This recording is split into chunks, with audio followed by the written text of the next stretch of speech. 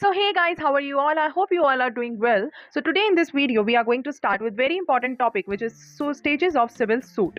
So before beginning with the video, I would like to request to like my video and subscribe to my channel, and also don't forget to watch the previous videos which I have uploaded. So let's start with our video. So guys, CPC को समझने के लिए उसके stages को जानना बहुत ज़रूरी है कि स्टेजेस ऑफ सिविल सूट कैसे कैसे होती हैं और कैसे प्रोसीडिंग्स की जाती है एक सिविल लॉ में। सो आज हम इस वीडियो में वही डिस्कस करने वाले हैं। So let's start with it. So सबसे पहली स्टेज हमारी जो आती है दैट इज पार्टीज। एलिमेंट्स में जब मैंने पढ़ाए थे प्रीवियस वीडियो में, आप देख सकते हैं वहाँ पे मैंने पार्टीज के बारे में अच्छे से एक्सप्लेनेशन दी थी कि एक सिविल सूट में पार्टीज का होना बहुत ज़्यादा ज़रूरी होता है। तो सबसे पहले हमारी आती है पार्टीज, जो कहाँ बताया गया ऑर्डर नंबर 1 में। मैं जो जो ऑर्डर्स आपको बताती जा रही हूँ वो हम आगे डिटेल में करेंगे, बट फिलहाल आप अगर आपके पास नोटबुक या पेन है तो आप साइड बाय साइड नोट कर सकते हैं जितनी भी स्टेजेस है और उनके साथ उनके ऑर्डर्स नोट कर सकते हैं, ताकि हम आगे जब भी सीपीसी पढ़े तो हम उसको ऑर्डर वाइज जब हम पढ़ेंगे तो आपके लिए समझने में आसानी होगी। तो पार्टीज हमारा दे रखा है ऑर्डर नंबर 1 में। जब हमारी पार्टीज आ जाती हैं तो उसके बाद हमारा फ्रेम ऑफ सूट होता है, जो हमारा दे रखा है ऑर्डर नंबर 2 में, कि पार्टीज को जो भी मांगना है अपने होल ऑफ क्लेम मांगे एक ही सूट के अंदर। अगर वो एक ही सूट के अंदर पूरा क्लेम नहीं मांगती हैं, पूरा जो जो उनको मांगना है वो नहीं क्लेम करती हैं, तो वो फर्दर सूट फाइल नहीं कर सकती। बाकी हम इसको डिटेल में पढ़ेंगे। इसके बाद हम अगर नेक्स्ट स्टेज देखें तो नेक्स्ट स्टेज हमारी आ जाती है इंस्टीट्यूशन ऑफ सूट। तो इंस्टीट्यूशन ऑफ सूट हमारा कहाँ दे रखा है ऑर्डर नंबर 4 और सेक्शन नंबर 26। सो हमारा इंस्टीट्यूशन ऑफ सूट कैसे होता है? बाय प्रेजेंटेशन ऑफ प्लेंट, कि एक सूट तभी इंस्टीट्यूट होगा जब हम प्रेजेंट मतलब अपनी प्लेंट को प्रेजेंट करवा देंगे कोर्ट के अंदर। किसको? एक किसी भी ऑफिसर ऑफ कोर्ट को। ये हमारा इंस्टीट्यूशन ऑफ सूट की हमारी थर्ड स्टेज आ जाती है। इसके बाद हमारी फोर्थ स्टेज आती है। और 1 सेकेंड, जो ये हमने प्लेंट पढ़ा, प्लेंट हमारा कि हमारी प्लेंट कैसे हम फाइल करेंगे, उसका सारा प्रोसीजर जो है हमें ऑर्डर नंबर 7 बताता है। साथ के साथ इसे भी नोट कर लें। इसके बाद हमें जो हमारी फोर्थ स्टेज आती है that is summoning to defendant, कि अब हमारा सूट इंस्टीट्यूट हो गया है, प्लेंटिफ ने सूट फाइल कर दिया है, हमारा सूट कोर्ट ने एक्सेप्ट कर लिया है। उसके बाद हम समन्स भेजते हैं किसको? डिफेंडेंट को, जो हमें ऑर्डर नंबर 5 बताता है। साथ के साथ सेक्शन नंबर 27 ऑफ सीपीसी बताता है। समन्स क्या होते हैं? बेसिकली कि किसी भी डिफेंडेंट को हम सर्विस करते हैं कि आपके खिलाफ कोर्ट में केस फाइल हुआ है और आपको कोर्ट में आना है। इसके बाद जो हमारा प्लेंट फाइल होती है वो तो होती है ऑर्डर नंबर 7 में। अब जब डिफेंडेंट को समझ जाते हैं, डिफेंडेंट कोर्ट में अपीयर हो जाता है, उसके बाद हमारा डिफेंडेंट प्लेंट का रिप्लाई फाइल करता है। बेसिकली अभी इजी भाषा में समझा रही हूँ मैं आपको। प्लेंट का रिप्लाई फाइल करता है, दैट इज रिटन स्टेटमेंट।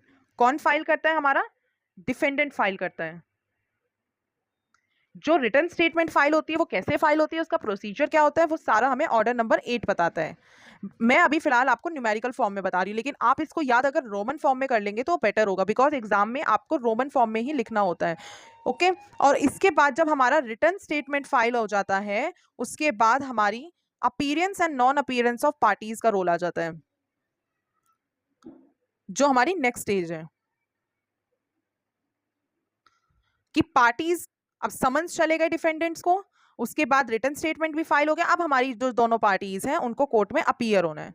ये हमारा कहाँ दे रखा है? ऑर्डर नंबर 9 में। मैं न्यूमेरिकल फॉर्म में भी लिख देती हूँ आपके लिए। ऑर्डर नंबर 9 में एक चीज मैं बताना भूल गई, जो हमने ऑर्डर नंबर 6 स्किप कर दिया, कि प्लेंट जो हमारा प्लेंटिफ फाइल करता है और रिटन स्टेटमेंट जो उसका रिप्लाई होता है, इन दोनों को मिलाकर बनता है हमारा प्लीडिंग्स। कि प्लीडिंग्स बेसिकली होता क्या है? प्लेंट और रिटन स्टेटमेंट होता है, जो हमारा कहाँ दे रखा है? ऑर्डर नंबर 6 में। ओके। इसके बाद हम ऑर्डर नंबर 9 कर रहे थे, that is appearance and non appearance of parties.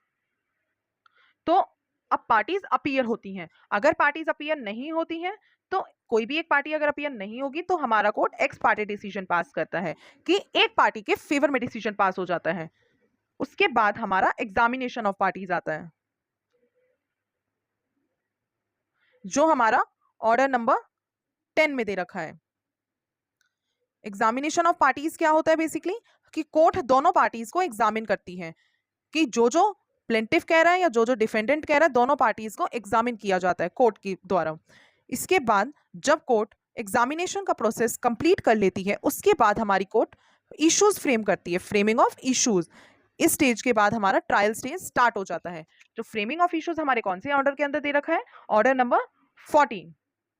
इसके बाद हमारी कोर्ट जो है सारे इश्यूज को, दोनों पार्टीज को एग्जामिन करने के बाद सारे इश्यूज को फ्रेम करती है।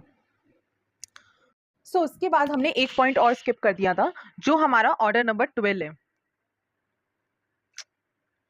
ऑर्डर नंबर 12 हमारा एडमिशंस की बात करता है कि पार्टीज एडमिट कर लेती हैं, कोई भी एक पार्टी एडमिट कर लेती है कि ये पॉइंट जो अपोजिट पार्टी ने रेज करा है ये बात ऐसे ही थी और ये बात सच है। बेसिकली अपने ऊपर लगे हुए एलिगेशंस को पार्टीज क्या कर लेती है? एडमिट कर लेती है सामने वाली। तो उससे क्या होता है? हमारा ट्रायल क्या हो जाता है? ईजी हो जाता है। इसके बाद हमारा कोर्ट क्या करता है? फ्रेमिंग ऑफ इश्यूज, जो मैंने आपको भी बताया ऑर्डर नंबर 14 में। फ्रेमिंग ऑफ इश्यूज कंप्लीट होने के बाद जो हमारा कोर्ट है वो नेक्स्ट स्टेप करता है disposal of suit at first hearing. कि अगर कोर्ट चाहे तो पहली ही हियरिंग पर अपना सूट क्या कर दे? डिस्पोज ऑफ कर दे और उसके बाद डायरेक्टली अपनी जजमेंट पास कर दे, जो हमारा ऑर्डर नंबर 15 में दे रखा है। लेकिन अगर ऐसा कोर्ट नहीं करता है तो आगे वो समन्स भिजवाता है किसको? विटनेसेस को, कि कोई भी और अगर विटनेस लाना रह गया है तो उसको ले आओ। तो समन्स टू विटनेस भेजे जाते हैं हमारे ऑर्डर नंबर 16 में। जब हमारे समन्स भेज दिए जाते हैं विटनेसेस को, उसके बाद हमारी कोर्ट क्या करती है? Hearing of both the parties, दोनों पार्टीज को सुना जाता है। जो भी दोनों पार्टीज आर्ग्यूमेंट्स लेके आती हैं उनको सुना जाता है और सारी चीजें कोर्ट ध्यान से सुनती है। और ये सब इस चीज का प्रोसीजर हमें ऑर्डर नंबर 18 में दे रखा है। जब कोर्ट सारी चीजें सुन लेती है, सब आर्ग्यूमेंट सुन लेती है, सब चीजें सुनने के बाद सबसे इंपॉर्टेंट स्टेज आ जाती है हमारी जजमेंट, कि कोर्ट अपना डिसीजन पास कर देती है, जो हमारा ऑर्डर 20 में दिया गया है। और इसी जजमेंट को पास करने के बाद, इसी जजमेंट के बेसिस पे हमारी आती है डिक्री, जो खुद में ही एक बहुत इंपॉर्टेंट टॉपिक है, जो हम अपने नेक्स्ट लेक्चर में डिस्कस करेंगे डिटेल में, जिसके ऊपर एक पूरी वीडियो बनेगी। डिक्री हमारी वो भी ऑर्डर 20 में दे रखा है। जजमेंट को अगर हम डिफाइन करें तो जजमेंट हमारी 2 क्लॉज 9 में दे रखी है। और उसके बाद अगर हम डिक्री की डेफिनेशन की बात करें, वो हमारे सेक्शन 2 क्लॉज 2 में दे रखी है। इसी के साथ हमारी सारी स्टेजेस कंप्लीट होती हैं और एक स्टेज और रह जाती है उसके बाद। अब ये जो डिक्री आई है, अगर पार्टीज चाहे तो इसी डिक्री का एग्जीक्यूशन करा सकती हैं, इसको एग्जीक्यूट करा सकती हैं, जो हमारा ऑर्डर 21 में दे रखा है। आई नो अभी हमने एक ब्रीफ स्टेजेस जानी है कि कौन से स्टेज पे क्या होता है। अगर इनके मीनिंग जानने हैं आप लोगों को तो हम आगे डिटेल वीडियोस बनाएंगे, आप उसमें से हेल्प ले सकते हैं। अभी हमने बेसिक ब्रीफ इसकी स्टेजेस जाना है। So this was my video. Thank you for watching my video. Thank you.